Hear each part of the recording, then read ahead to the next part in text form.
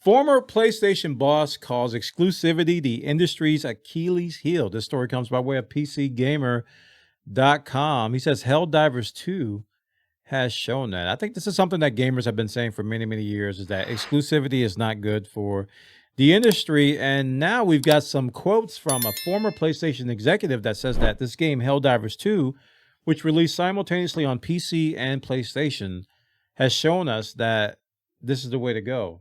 You know, exclusivity at launch is not the way to go for Sony. The article says PlayStation has been a particular pain point over the past few years. That's a lot of P's. With some genuinely excellent games like Final Fantasy VII Remake, 2018's God of War, and Insomniac's Spider-Man taking their sweet time to mosey over to Steam.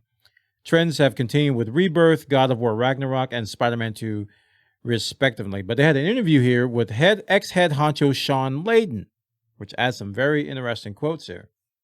He says, when your costs for a game exceed $200 million, exclusivity is your Achilles heel. And I absolutely agree with that. It reduces your addressable market, and particularly when you're in a world of live service gaming or free to play. Another platform is just another way of opening the funnel and getting more people in. He says, still, when he notes that in a free-to-play world, we know as 95% of those people will never spend a nickel, and you'll have to improve your odds by cracking the funnel open. That's absolutely correct. And since Helldivers 2 is what we classify as a live service game, it falls under the umbrella of what he's talking about. You really want to get your game out to as many eyes and ears as possible.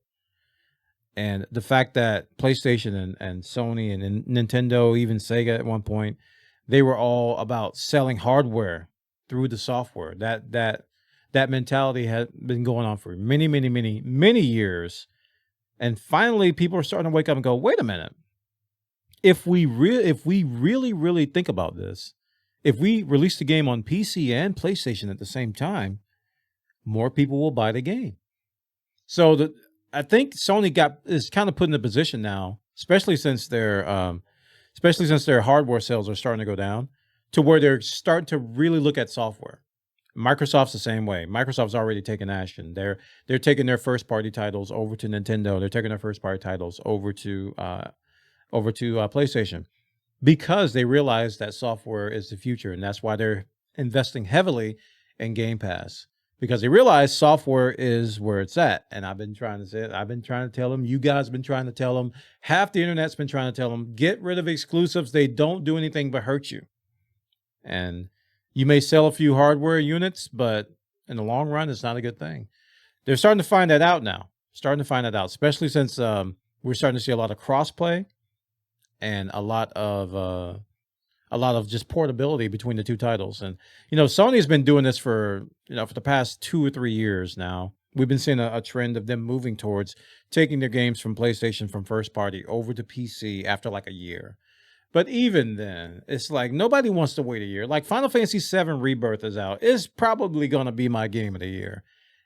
And PC people can't play it yet, So it's like, that stinks, man. It's such a great, high-quality game, and people got to wait if they don't have a PlayStation 5. Oh, man. So he goes on to talk about Helldivers. He says, Helldivers 2 has shown that for PlayStation, coming out on PC at the same time, again, you get the funnel wider. You get more people in.